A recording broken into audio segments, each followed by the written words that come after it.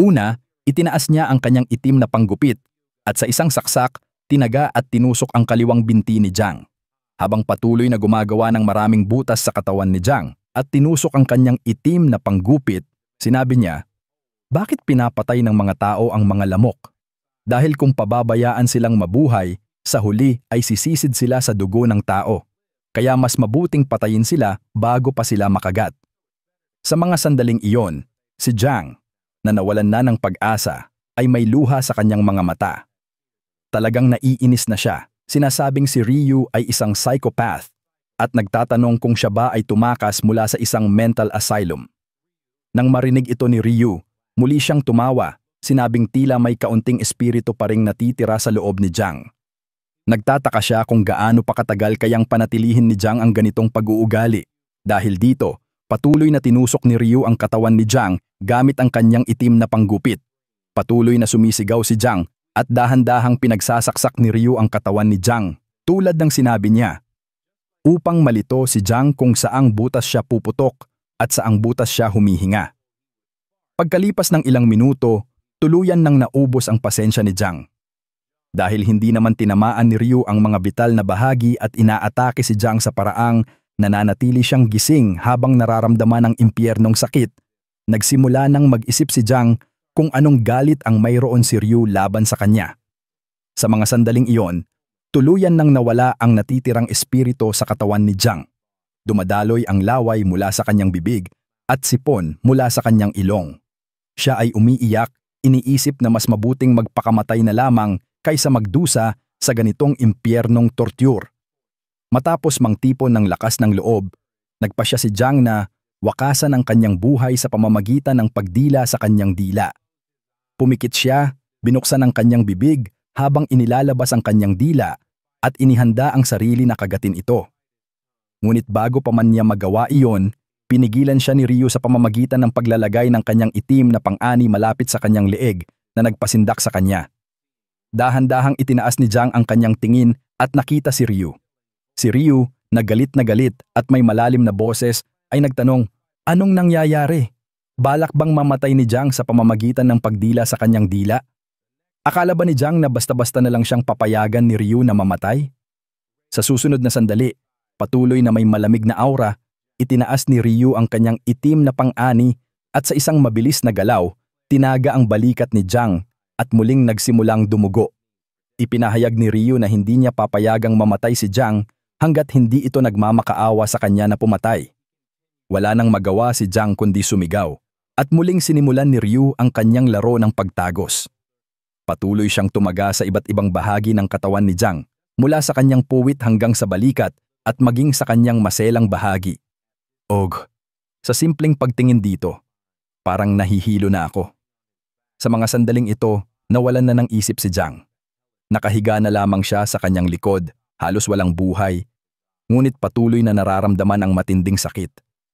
Hindi tumitigil ang luha mula sa kanyang mga mata at may dugo na umaagos mula sa kanyang ilong. Sa nanginginig na boses, nagmamakaawa si Jiang na patayin siya. Sa puntong ito, kahit ako ay nakakaramdam ng kaunting awa para sa kanya. Nang marinig ito ni Ryu, tinanong niya si Jiang na ulitin ang sinabi nito dahil hindi niya ito narinig. Sa nanginginig na boses, sinabi ni Jiang, patayin mo ako, please." Pinanood lamang siya ni Ryu na nagmamakaawa na mapatay na may kasiyahan sa kanyang mukha. Pagkatapos ng ilang sandali, nang makaramdam ng kasiyahan, inalis ni Ryu ang kanyang itim na pang-ani. Inilagay ito sa kanyang balikat at, sa masayang tono, sinabi ni Ryu na hindi alam ni Jiang kung bakit niya ito ginagawa sa kanya, tama ba? Para kay Jiang, si Ryu ay isang ganap na estranghero at sa mga sandaling iyon, si Jiang ay nasa isang estado na tanging nakatitig na lamang siya kay Ryu, hindi makapagsalita. Nagpatuloy si Ryu, sinabing maaaring estranghero siya kay Jiang, ngunit para kay Ryu, hindi si Jiang. Siya ang dahilan kung bakit nagkaroon ng mga bangungot si Ryu sa isang pagkakataon. Ngayon, nang marinig ito at malaman na alam ni Ryu ang kanyang pangalan, nagsimula si Jiang na mag-isip kung sino nga ba si Ryu. Sa nanginginig na boses, tinanong niya kung si Ryu ay may kaugnayan sa babae sa cafe o sino man na nakasama niya sa nakaraang ilang buwan. Ngumiti si Ryu at sumagot na wala siyang koneksyon sa anumang babae. Nang marinig ito, tinanong ni Jiang kung bakit ginagawa ito ni Ryu sa kanya. Sa wakas, ibinunyag ni Ryu ang katotohanan. Sinabing inagaw ni Jiang ang kanyang munting kapatid at tinakot si Ryu na ibigay sa kanya ang nakatagong impormasyon na mayroon siya.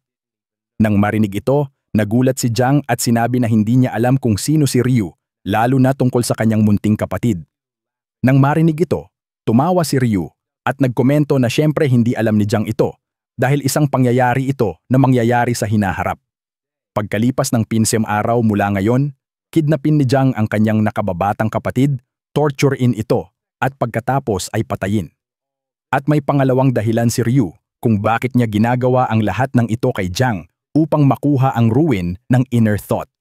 Ngayon ang araw na itinakda si Jiang upang makuha ang kasanayang inner thought. Nang marinig ito, naguluhan si Jiang at nagtanong ano bang sinasabi ni Ryu. Ipinaliwanag ni Ryu na sa araw na ito, dapat narapin ni Jiang ang babae sa cafe at pagkatapos na magmakaawa mula sa puso ang babae na huwag itong gawin, makakakuha si Jiang ng ruin ng inner thought. Ang kondisyon upang makuha ang ruin ng inner thought ay kailangan sa eksaktong abandonadong pabrika na ito, may isang tao na dapat magmakaawa mula sa kanyang puso at ang taong pagmamakaawaan ay makakakuha ng ruin ng inner thought. Pagkatapos makuha ang inner thought na ito, magiging pinakamalaking kriminal si Jiang na makikita ng mundo. Kaya't si Ryu ay ginagawa lamang ang kanyang trabaho, tinatanggal ang isang salot mula sa mundong ito na puno ng gulo. Habang patuloy na nagpapaliwanag si Ryu, nakikinig lamang si Jiang na may nakakalitong ekspresyon. Ipinagpatuloy ni Ryu ang pagpapaliwanag na sa kanyang nakaraang 1999 na buhay, kahit na anong gawin niya upang hindi makaharap si Jiang, palaging natutuklasan ni Jiang na siya ay isang represor. At sa bawat pagkakataon, kinidnap ni Jiang ang kanyang nakababatang kapatid at pinatay ito. Kaya't talagang isang morally corrupted na individual si Jiang na nararapat lamang na mamatay. Nang marinig ito, sinabi ni Jiang na kung talagang nararapat siyang mamatay, dapat na siyang patayin agad dahil hindi na niya kayang tiisin ang sakit. Pero sumagot si Ryu, hindi ko hahawakan ang kahit isang hibla ng buhok ni Jiang ngayon. Nang marinig ito, parang nagbago ang buong mundo ni Jiang. Nagsimula siyang sumigaw at umiyak ng mas matindi, sinasabing gusto na niyang mamatay ngayon at nagsimula siyang magmakaawa ng labis. Sa dami ng narinig na ito, itinaas ni Ryu ang hawakan ng kanyang itim na pang-ani at inilagay ito sa bibig ni Jiang upang patahimikin siya. Sa isang malamig at nakakatakot na aura habang nakatitig kay Jiang, sinabi ni Ryu, "Ngayon, wala akong gagawin. Ako, si Ryu, ay uupo lamang dito at manonood kay Jiang na unti-unting mamatay, pinapahirapan ng sakit." Sa wakas, naging madilim ang paningin ni Jiang. Hindi na niya naramdaman ang kanyang mga braso o binti, ngunit hindi nawawala ang sakit.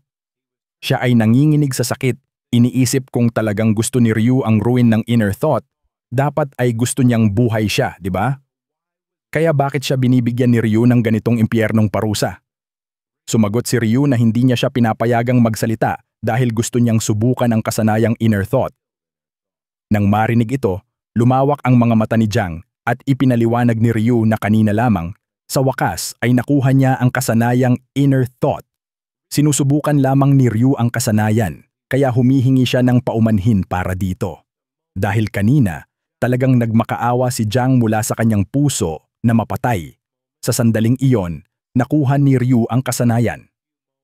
Pagkatapos ay bumalik tayo sa ilang sandali nang nakuha ni Ryu ang kasanayang inner thought. Sa sandaling nakuha niya ang kasanayan, ipinaalam ng sistema sa kanya na nakuha niya ang kasanayang inner thought.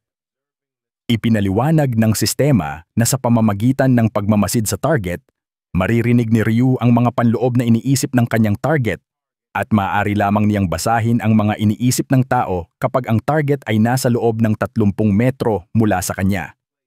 Ngayon, bumalik sa kasalukuyan si Ryu na patuloy na inilalagay ang hawakan ng kanyang itim na pang-ani sa bibig ni Jiang, ay nagsabi na sinusubukan lamang niya ang kasanayan upang makita kung ito ay gumagana ng maayos o hindi, at mukhang gumagana ito. Si Jiang, sa kanyang isip, ay nag-isip na dahil sa wakas ay nakuha ni Ryu ang gusto niya, muli siyang nagmakaawa kay Ryu na patayin siya. Ngunit si Ryu, Patuloy sa kanyang malamig na aura habang nakatitig ay nagsabi, hindi ko kayang patayin si Jiang ng ganun kadali.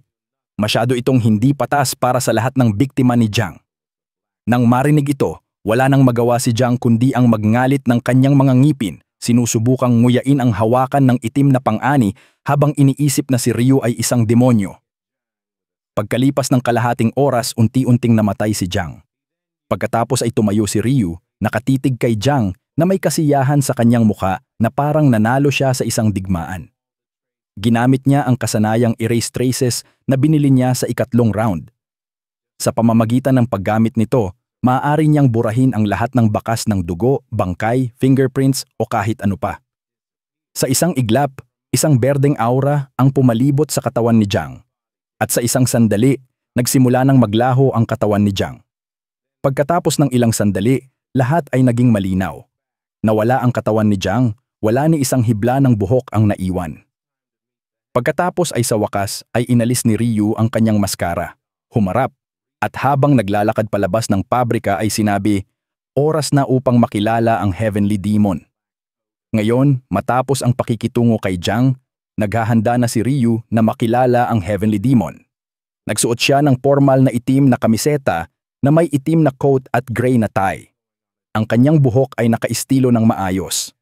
Nang makita si Ryu na nakadamit ng ganito, nagulat at humanga si Wani. Tinanong niya si Ryu kung may date siya sa isang babae na nakahawak ang kamay sa kanyang bibig sa gulat. Siya mismo ay nagulat kung paano naging kaakit-akit ang kanyang birhen na kapatid. Humarap si Ryu kay Wani at huminto sandali dahil maaaring siya ang Diyos ng kamatayan, ngunit talagang talunan pagdating sa date. Kaya't si Ryu na may matamis ng ngiti ay sumagot, hindi ako. Tinanong ito ni Wani dahil bigla na lang nagbihis si Ryu ng itim na suit. Si Ryu na may matamis ng ngiti ay ipinaliwanag na ito ay dahil may mahalagang pagpupulong siya sa isang tao at hindi ito tungkol sa isang babae. Ito ay para sa isang bagay na may kinalaman sa negosyo. Medyo nag-aalala si Wani at tinanong kung nagsisimula na si Ryu ng negosyo. Si Ryu, na may bahagyang ngiti at hawak ang kanyang iPhone 21 Pro Max Ultra Giga Max Edition, ay tumango bilang sagot. Nang marinig ito, kinuskos ni Wani ang kanyang ulo at nag-alala ng kaunti. Naisip niya kung paano ininvest ni Ryu ang lahat ng kanyang pera sa stocks noong nakaraang pagkakataon at ngayon ay sinusubukan niyang magsimula ng negosyo. Talagang nag-aalala si Wani para kay Ryu dahil paano kung mabigo ang kanyang negosyo at hindi ito magtagumpay. Mula pagkabata, hindi magaling si Ryu sa pag-aaral, lalo na sa pagpapatakbo ng maliit na tindahan ng candy. Ngunit nagpasya si Wani na pagkatiwalaan si Ryu. Pagkatapos ay tumingin si Ryu kay Wani at napansin na si Wani ay nag-aalala at nagpanik. Nang makita ito, ngumiti si Ryu ng kaunti at bumuntong hininga. Naisip niya kung nag-aalala si Wani, iniisip na hindi siya magiging magaling sa negosyo o masyadong magiging abala muli. Ngunit nang makita si Wani na ganito, napagtanto niya kung gaano siya ka-cute at ka-adorable sa mga ganitong pagkakataon. Upang maalis ang pag-aalala ni Wani, itinuro ni Ryu ang kanyang hinlalaki patungo sa kanya at sumagot ng may kumpiyansang ngiti na sasabihin niya ang lahat ng detalye tungkol sa negosyo pagkatapos niyang makausap ang taong makikita niya. Kaya't hindi na kailangang mag-alala si Wani at dapat lang na pagkatiwalaan ang kanyang nakatatandang kapatid.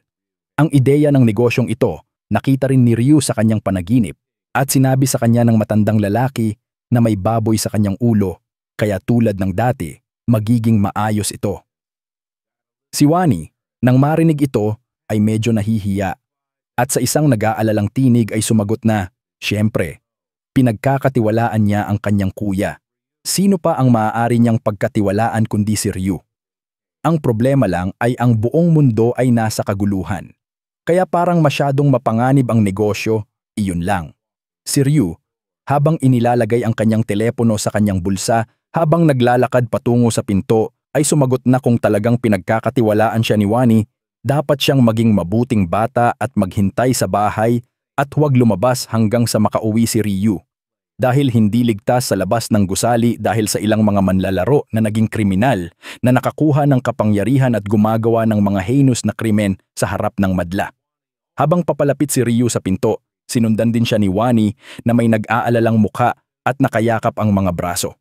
Binanggit niya na nakita niya ito sa balita na ang buong mundo ay nasa ganap na kaguluhan.